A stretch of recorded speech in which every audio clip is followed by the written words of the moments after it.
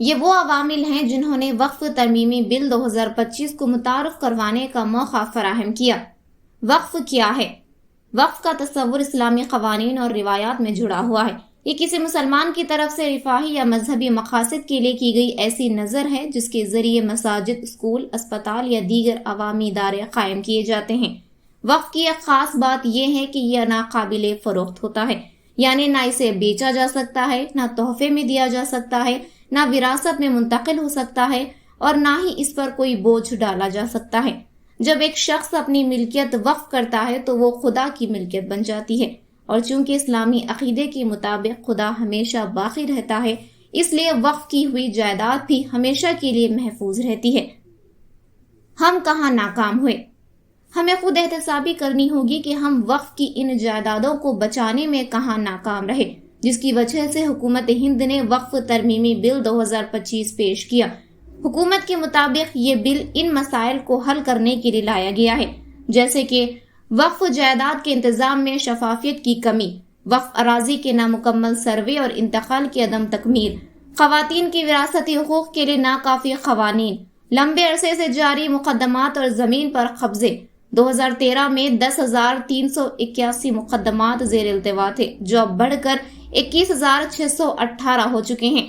سرکاری زمینوں کو وقف قرار دینے کے باعث پیدا ہونے والے تنازعات، وقف جائیداد کی مناسب آڈٹ اور حساب کتاب کی کمی، وقف انتظامیہ میں انتظامی خرابیاں، وقف جائیدادوں کے ساتھ ٹرسٹ کی جائیدادوں جیسا سلوک، مرکزی وقف کونسل اور ریاستی وقف بورڈز میں متعلقہ فریقین کی مناسب نمائندگی کا فقدان۔ حکومتی دعویٰ۔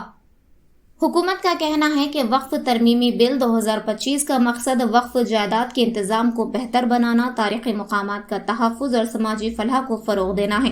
حکومت کو عام شہریوں سے مختلف وقف بورڈز کے خلاف شکایات موصول ہوئی ہیں، جیسے تمل ناڈو تیر چنتھرائی گاؤں میں پورے گاؤں پر وقف بورڈ کا دعویٰ، کیرلا ستمبر 2024 میں ارناکولم ضلع میں 600 عیسائی خاندانوں کی شکایت، کرناٹک 2024 میں کسانوں کا احتجاج، مختلف اضلاع میں وقف بورڈ کے دعوے، اتر پردیش ریاستی وقف بورڈ کے خلاف بدعنوانی اور غلط انتظام کی شکایات۔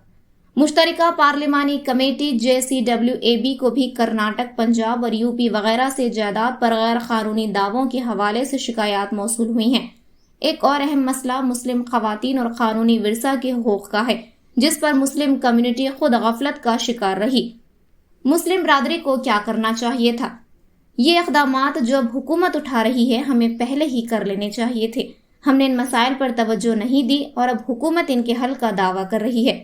بیوہ اور طلاق یافتہ خواتین کے لیے سیلف ہیلپ گروپس اور مالی خود مختاری پروگرام، وراثت اور خاندانی مسائل کے لیے قانونی امداد، مسلم لڑکیوں کے لیے وظائف، صحت اور زچگی سے متعلق فلاحی اسکیمیں، خواتین کاروباری افراد کے لیے ہنر سازی اور مائکرو فائنانس، گھریلو تشدد اور وراثتی تنازعات کے لیے قانونی امدادی مراکز، بیواؤں کے لیے پینشن اسکیمیں، غربا کی فلاح و بہبود۔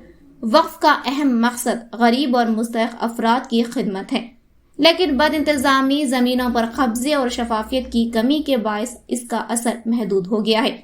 یہ وہ شعبے ہیں جہاں ہم نے بہتری نہیں لائی، اور اسی ناکامی کی وجہ سے وقف ترمیمی بل کو موقع ملا۔